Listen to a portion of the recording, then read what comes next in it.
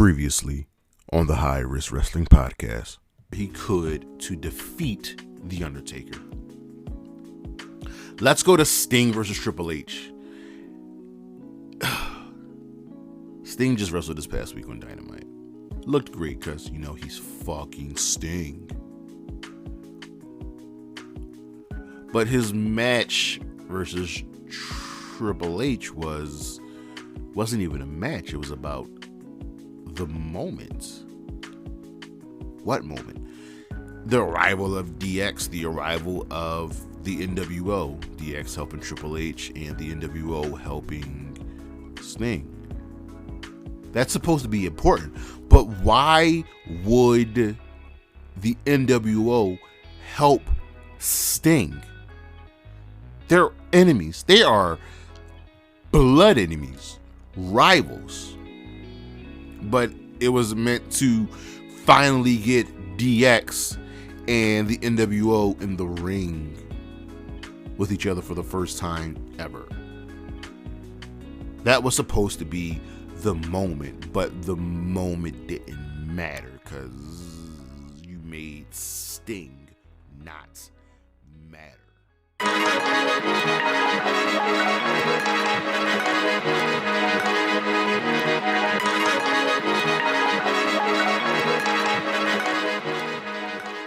Good afternoon, good morning, good evening, everybody. It is Saturday, April 1st, and you know what that means. It is time for the High Risk Wrestling Podcast. And yes, it is that day. It is upon us, Wrestlemania. Listen, I'm not going to be before you very long today, but first things first, as always, you can check me out on the socials. Charismatic Creations on Facebook and YouTube. Charismatic_Creations52 on Instagram and the 215 on Twitter. And today's show, well, we're going to take a look at why Wrestlemania shows are necessary. The end of the road. Why they must happen. All right, we're going to just take a little deep dive into that. Also, check out the YouTube channel because I have the WrestleMania preview and predictions up. And on Monday, the Patreon will be going live this coming Monday. But for now, you all know what's next, so just go on and hit my music.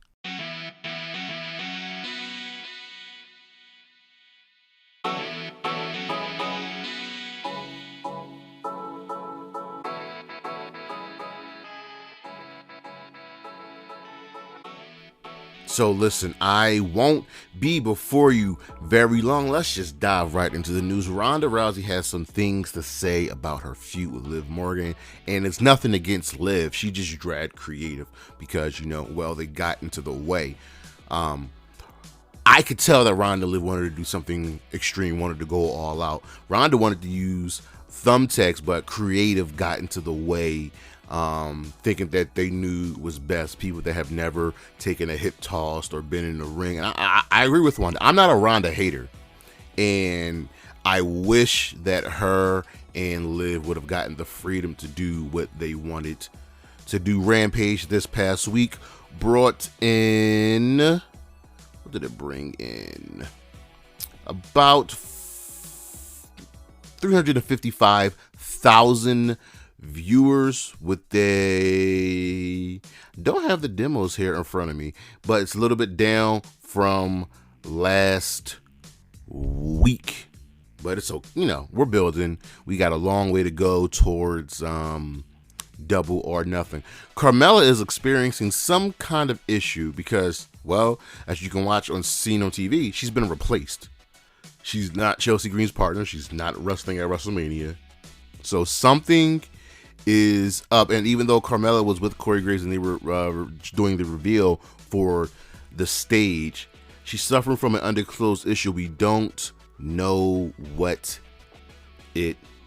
Well, we just don't know what it is. Backlash in Puerto Rico is sold out, and I think with this, you're going to start seeing a lot more shows slowly, but more shows start to be featured outside of the United States. They already got Blood Money. They had Clash at the Castle last year. Money in the Bank is taking place in the United Kingdom. Backlash is taking place in Puerto Rico. Expect more international shows. Raw this past week, the go home show for WrestleMania, did 1.8 million viewers with a 0.53 and an 18 to 49 demo. That is up from the previous week in the viewership, but down in the demographic. Matt Jackson is injured. I think he has a messed up bicep, I believe. We don't know how long he's going to be out, but it's going to be for a very, a significant amount of time. Sticking with injuries, Mickie James says she's good. She had a broken rib a couple of weeks ago. She's getting healed up. She won't be out for much longer, but she will be wrestling and defending her championship soon. So about 6 to 8 weeks from where she got injured. So Mickie should be back in due time. Kofi Kingston gives us a positive update on his injury. He had ankle surgery. Stitches are off of his body, and he is healing up. Man, we're just dealing with a bunch of injuries. Dynamite this past week, viewership dropped below 900,000. That's not bad. It did 833,000 with a 0.28 in the 18 to 49 demographic. That's down. Last week they did 954,000 with a 0.33 in the 18 to 49 demo. So they're fluctuating. They're going up and down. Up and down. We have an update on the Honor Club subscriber count. Right now they're up at about 15,000 subscribers, which is good. Let's get that to 25 and then 30. Hope we can get to about 50,000 subscribers, because Ring of Honor, they're putting on some quality shows. The former Naomi, Trinity Starr, was backstage at Supercard of Honor. Who could she have been visiting? She was watching the Athena versus Yuka Sakazaki match up close. She's just not going to be backstage to be backstage. Dante Martin really hurt his ankle at Supercard last night. He will be out for an undisclosed amount of time. So now Dante's out. Darius has dealt with a lot of injuries. It's tough. And also, if you watch Supercard, Nigel McGuinness came back for one night to do commentary. He is the longest reigning television champion in Ring of Honor's history. So we'll see what's next. Will he be making any more appearances on commentary? But he added to Caprice and Riccaboni. It was a good 3-man booth. But that is the news, and we shall be right back.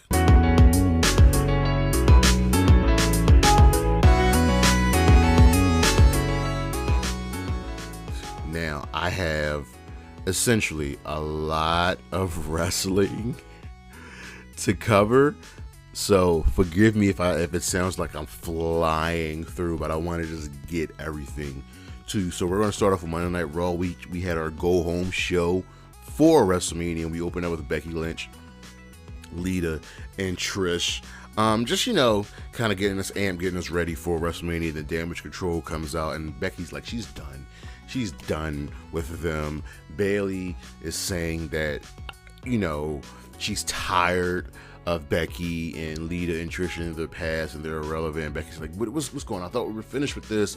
And she runs them down, talks about all he's been doing is losing and losing and losing.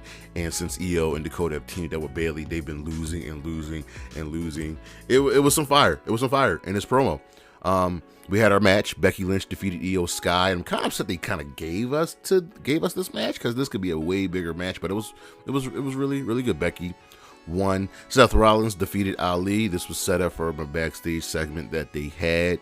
I wish it was longer. These dudes can get 20-30 minutes and just steal any show, any card that they're on. After the match, Seth says he will ruin Logan Paul's birthday. Omos gets the better of Brock Lesnar during their weigh-in.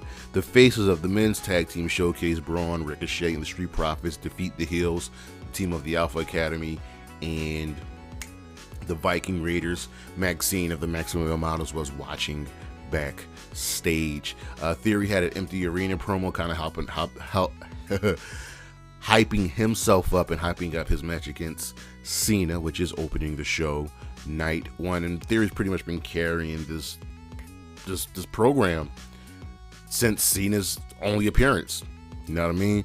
Sonya and Chelsea defeated Candice and Mia to qualify for the WrestleMania Showcase. Dominic says Eddie Guerrero is his real father. Ray then defeats Damian Priest by DQ after Dom gets involved, causes the DQ. Gunther defeats Dolph Ziggler, and Cody Rhodes defeats Solo Sikoa, giving him his first pinfall loss on the main roster. Over on Dynamite, we got our slow build towards Double or Nothing. As you know, Double or Nothing is at the end of May, I believe.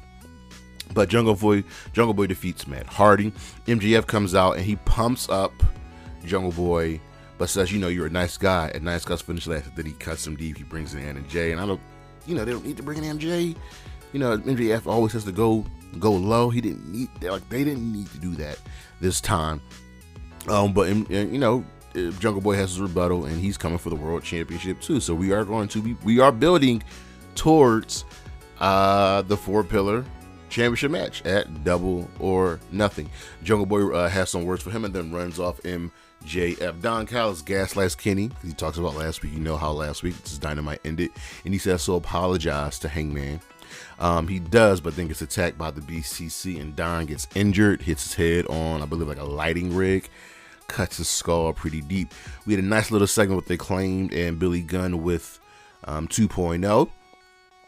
Just, you know, they're getting wined and dined, and the Acclaim will give 2.0 their answer next week. The BCC squashes Dalton Castle and the boys. Kenny Omega retains the IWGP United States Championship over Jeff Cobb. The BCC then attack. Bryan Danielson returns to make the save, but Swerve, he continues the attack, and all 4 members of the BCC are now heels. Yeah, these dudes are just running roughshod over everybody. FTR and the Guns, they hype their tag team title match in a video segment, and the Guns have gotten so much better over time. It's you can see the improvement that they've had. Orange Cassidy retained the International Championship over the Butcher. Jade and Smart Mark threaten Taya with a lawsuit. Ruby Soho defeats Willow Nightingale, and here's what I hate. Ruby was out there with Saraya, with Tony. Willow was by herself. The Outcasts attack Willow after the match, and here comes Rio and Sky Blue to make the save. Numbers game doesn't work, and then Jamie Hayter comes out to run them away. But why wasn't Rio and Sky Blue with Willow? I don't get this. This is so stupid. In our main event segment, Adam Cole defeats Daniel Garcia in his return match. Jericho comes out to console Daniel Garcia, bring him to the back, but he stops momentarily and takes a quick pause. So it looks like we're going to get Jericho versus Adam Cole probably at Double or Nothing. Over on Impact, we kind of just had a smaller show. We had our Multiverse United Go Home show. I'm not going to really recap that. It was just a good show. But some things we did get on Impact, we had a replay of Tanahashi versus Lance Archer from Resurgence 2021. Jody Threat vignette, who will be debuting in Impact Wrestling, and Miyu Yamashita defeated Killer Kelly in her debut match, and that was really good. So it was solid. Over on Ring of Honor, we had our go home show for Supercard of Honor. Aussie Open defeated Tony Nese and Ari Daivari. Miyu Yamashita defeated Shazzy McKenzie. The Embassy had a squash match. AR Fox and Grand Metalik defeats the Infantry. Athena retains the Ring of Honor Women's Championship over Emi Sakura. The winner of the match will go on to Supercard to face Yuka Sakazaki. The heels of the Reach for the Sky ladder match defeat the faces. So that would be Dralistico, Rouge, of the Hill team. The Kingdom defeated the Lucha Brothers and Top Flight. Samoa Joe is annoyed with Mark Briscoe. Even though he respects Mark Briscoe, the fact that you keep saying the TV championship is your destiny and you're just assuming you're going to win, you're overlooking me. I don't like that. Wheeler Yuta retains the Pure Championship against Leon Ruffin, but then Shibata comes out and confronts him. No words, just confronts Wheeler Yuta. El Hijo del Vikingo defeated Blake Christian. And in the main event, Eddie Kingston defeated Christopher Daniels. It was just a match out of respect, because you know Eddie Kingston respects pretty much everybody, especially Ring of Honor people.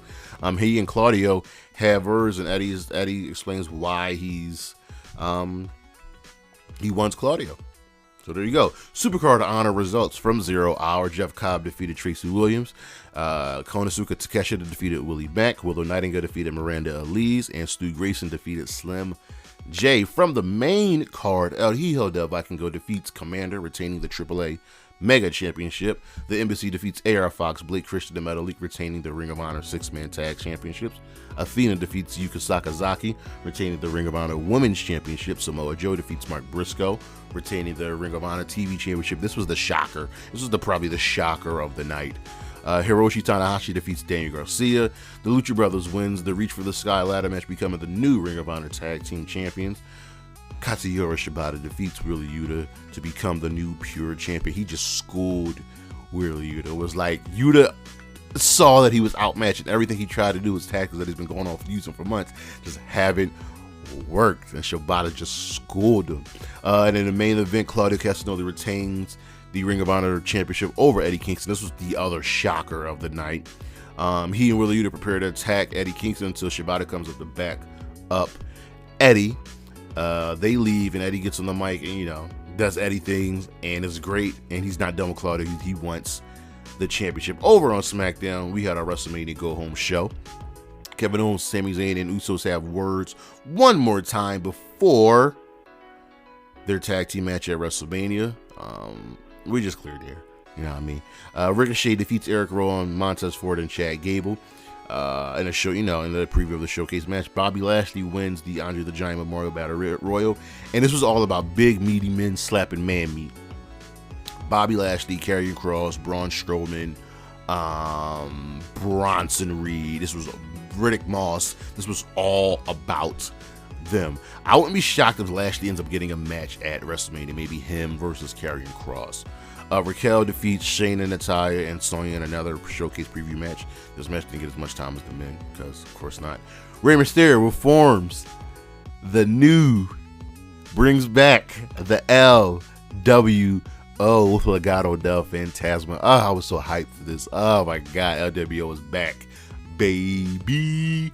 Sheamus and Drew McIntyre defeats the Imperium, and in the main event segment, Cody and Roman have some words. It was a nice little solid way to end the show. Rampage, we're covering 2 shows. We're covering last Saturday's show and last night's show. So from last Saturday, Powerhouse Hobbs retains the TNT Championship over Penta, and Ray comes out with the hammer to run him off. Juice Robinson he shirks off Ricky, so we're setting up for their match in New York. Brody King defeats Jake Hager, and Anna Jay took out Julia Hart. Taya Valkyrie squashes Layla Gray, and the Acclaim defeated the Kingdom. And then in this week's show, Sammy Guevara defeated Konosuke Takeshita, and I don't like Takeshita loss, but we're also building up the pillars for the World Championship match, so I get why Sammy won. The Best Friends defeats the Kings of the Black Throne in a rare DQ in AEW, a rare DQ. Malachi Black beats up Orange Cassidy, and look like this feud is just getting started. Taya Valkyrie defeats Marina Shafir. Jade sends the legal processor to the ring to serve that cease and desist, and well, the legal processor got sent on the road to Valhalla. Yeah, Anna Jay threatens to choke out Julia Hart, and Juice Robinson defeats Action Andretti in the main event. Our matches of the week from Raw: Becky Lynch versus IYO SKY. I want more from them. I want more from IYO. From Dynamite, Kenny Omega versus Jeff Cobb for the IWGP United States Championship. From Impact, Miyu Yamashita versus Killer Kelly. From Ring of Honor, Athena versus Emi Sakura for the Ring of Honor Women's Championship. Also from Ring of Honor, El Hijo del Vikingo versus Blake Christian. From Supercard of Honor, El Hijo del Vikingo versus Kommander for the AAA Mega Championship. And from Rampage, Sammy Guevara versus Konosuke Takeshita. And our star of the week, it's got to be my man Katsuyori Shibata, our new pure champion. That is the weekend review, and we should be right back.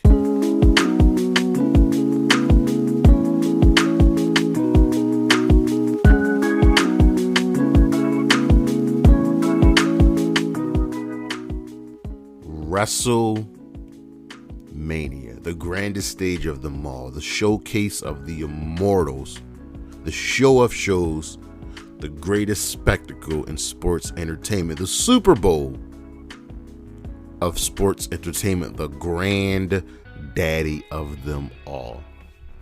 WrestleMania goes by many names, many monikers, many taglines, but we all know when it's WrestleMania season. WrestleMania is here. It is upon us.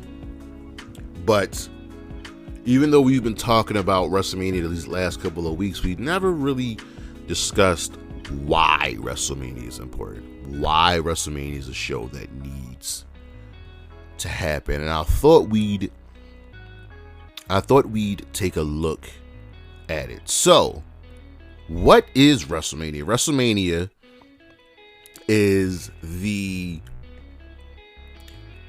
end show. It's what the year worth of storylines and storytelling builds up to in a crescendo. You know what I mean? It's the equivalent of, you know, the Super Bowl, the NBA championship, the Stanley Cup.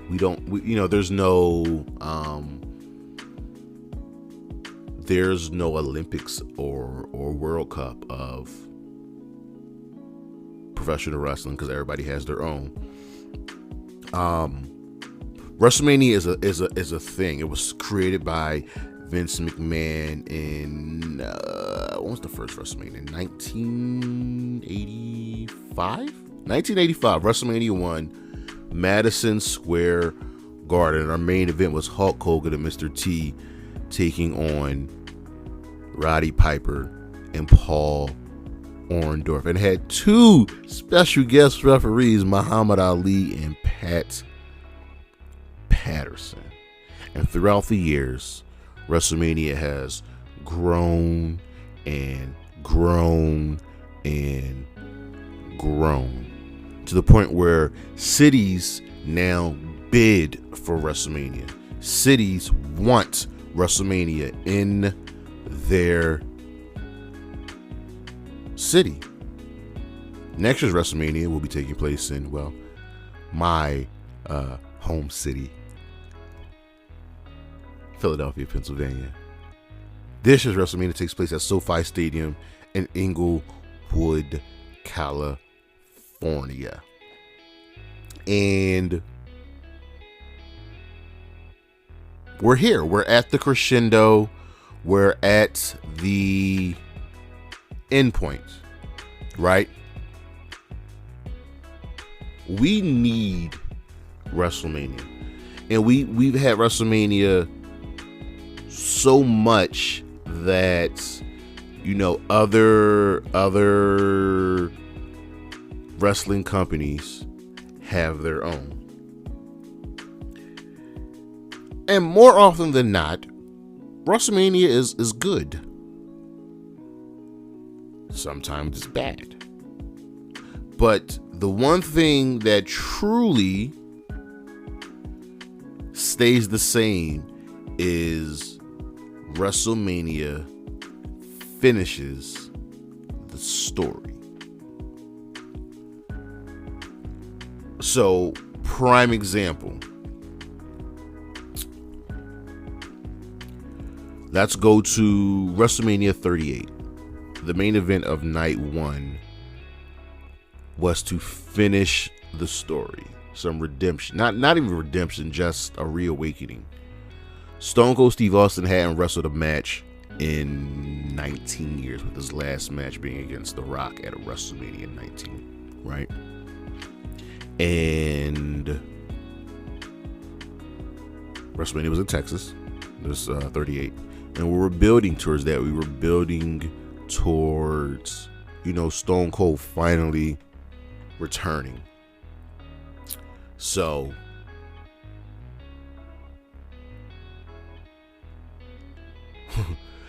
finally returning and finishing this story. Kevin Owens did a really, really good job of carrying the storyline for the better part of a month.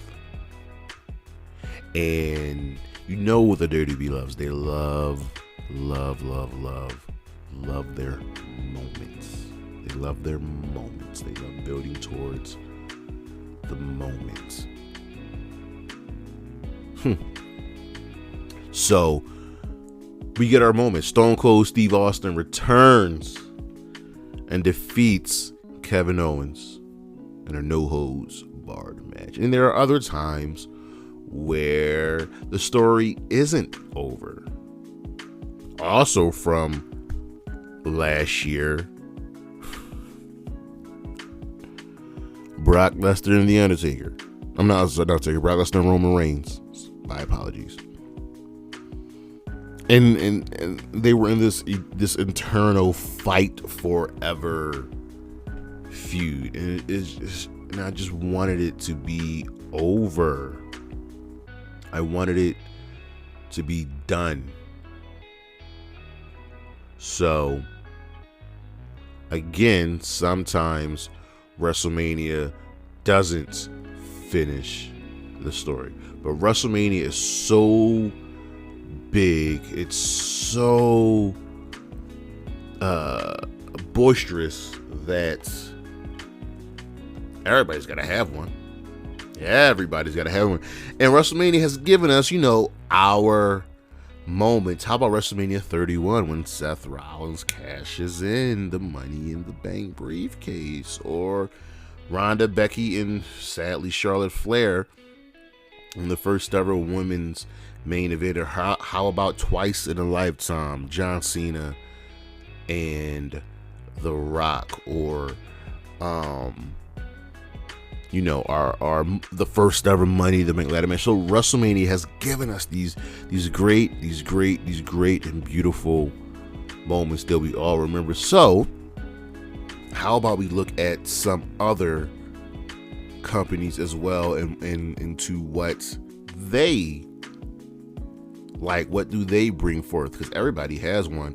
So the WWE's biggest rival, we all know, is WCW. Their show is Starrcade, and Starrcade, WWE has brought that back.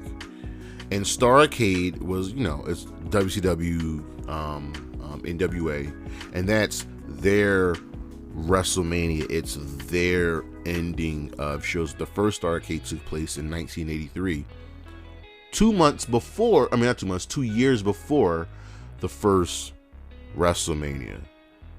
And for the early parts of its infancy under the NWA Jim Crockett Promotions, Starrcade took place in Greensboro, North Carolina, the Greensboro Coliseum, because that was the territory. We were in our territory days, and then we were out of Jim Crockett to the NWA WCW. Then we finally to WCW, and they started getting a hold of a city that they keyed in on.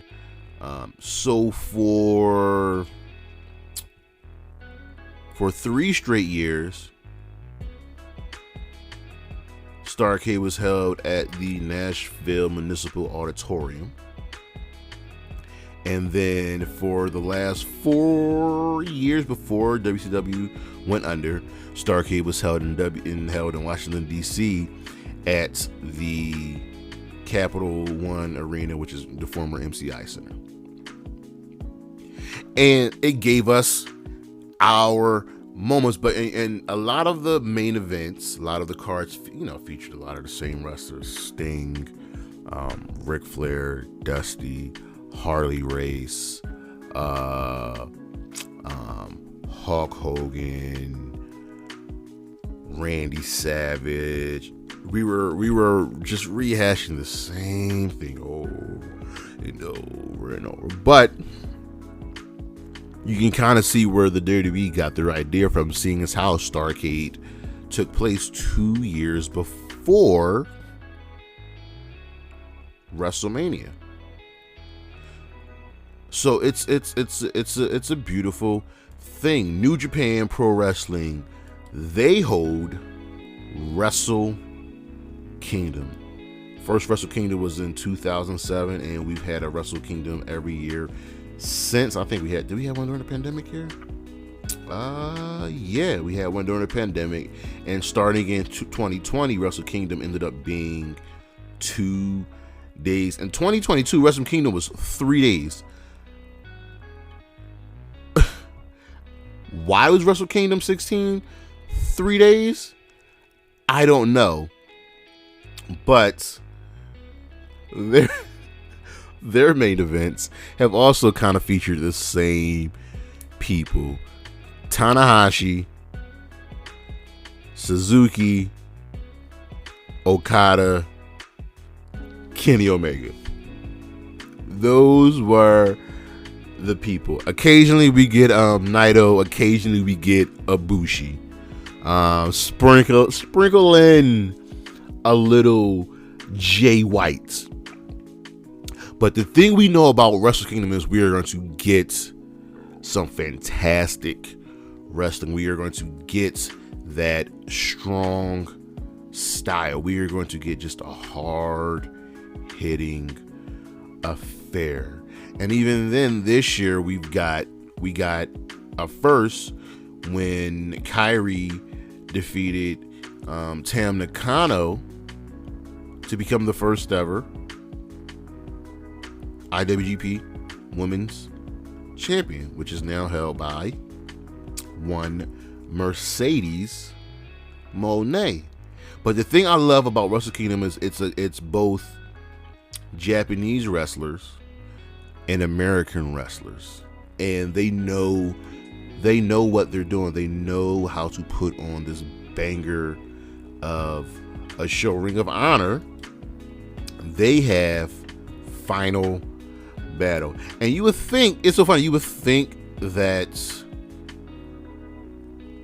Final Battle would, not Final Battle, Supercard of Honor would be their final show, but no, it's Final Battle. Final Battle has been since 2002, with the first ever main event being a fatal four-way between Bryan Danielson, Low-Ki, Samoa Joe, and Steve Corino, kind of the godfathers of Ring of Honor. They ushered in this era, and Final Battle, Ring of Honor, kind of fits into the same vein as Wrestle Kingdom. No frills, just great matches. And with